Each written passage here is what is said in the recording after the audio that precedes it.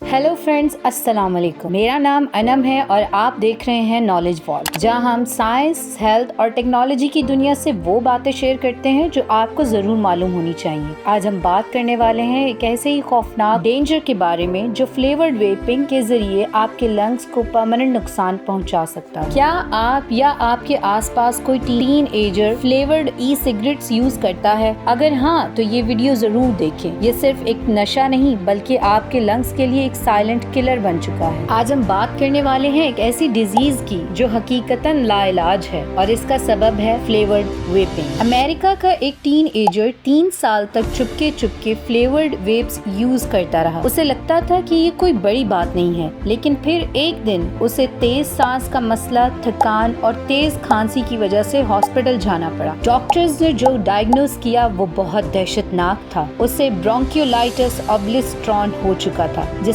आम जुबान में पॉपकॉर्न लंग कहते हैं। ये एक ऐसी डिजीज है जो लंग्स के छोटे पाथवेज को हमेशा के लिए स्कार्ड कर देती है, मींस इंजर्ड कर देती है या नुकसान पहुंचाती है। और सबसे डरावनी बात, ये बीमारी लाइलाज है। पॉपकॉर्न लंग्स का पहला लिंक एक पॉपकॉर्न फैक्ट्री से मिला था, जहां लोग एक केमिकल डायसेटल के एक्सपोजर से बीमार हो गए थे। अब वही केमिकल और उस जैसे बहुत से फ्लेवरिंग एजेंट्स ई सिगरेट में भी इस्तेमाल हो रहे हैं। ये फ्लेवर्स जब खाए जाते हैं तो सेफ होते हैं, लेकिन जब इन्हें इनहेल किया जाता है तो ये गर्म होकर वेप के जरिए या तो डायरेक्टली लंग्स के अंदर जाकर सेल्स को डैमेज करते हैं या केमिकल्स बॉडी के नेचुरल डिफेंस सिस्टम को बाईपास करते हैं और लंग्स को नुकसान पहुंचाते हैं। डायसेटल असल में एक फ्लेवरिंग एजेंट है और ये बेकरी के आइटम्स और बेवरेजेस में बटर जैसा टेस्ट लाने के लिए इस्तेमाल किया जाता है। खाने के लिए तो वो सेफ है, लेकिन जब उसे इनहेल किया जाता है वेप के थ्रू तो ये आपके लंग्स के लिए बहुत ज्यादा खतरनाक है। आजकल के टीन्स में वेपिंग का क्रेज सिर्फ इसलिए बढ़ गया है क्योंकि फ्लेवर्ड फ्रूटी, कैंडी लाइक और चॉकलेट जैसे होते हैं। इनका टेस्ट इतना एडिक्टिव होता है कि लोग एक दफा शुरू कर दें तो छोड़ना मुश्किल हो जाता है। ई सिगरेट्स में 180 से भी ज्यादा अलग अलग फ्लेवर्स होते हैं। हर फ्लेवर में केमिकल कंपाउंड्स होते हैं जो हीट होने के बाद या तो बदल जाते हैं या किसी अननोन सब्सटेंस में कन्वर्ट हो जाते हैं, जिसका असर कभी कभी बहुत सीरियस होता है। हेल्थ एक्सपर्ट्स का कहना है कि अगर फौरी तौर पर रेगुलेशंस और अवेयरनेस ना हुई तो हम एक ऐसी जनरेशन देखने वाले हैं जिनकी लंग्स उनके जवान होने के बावजूद एक 60 साल के बुजुर्ग जैसे बन चुके होंगे। एक और रिसर्च के मुताबिक फ्लेवर्ड वेप्स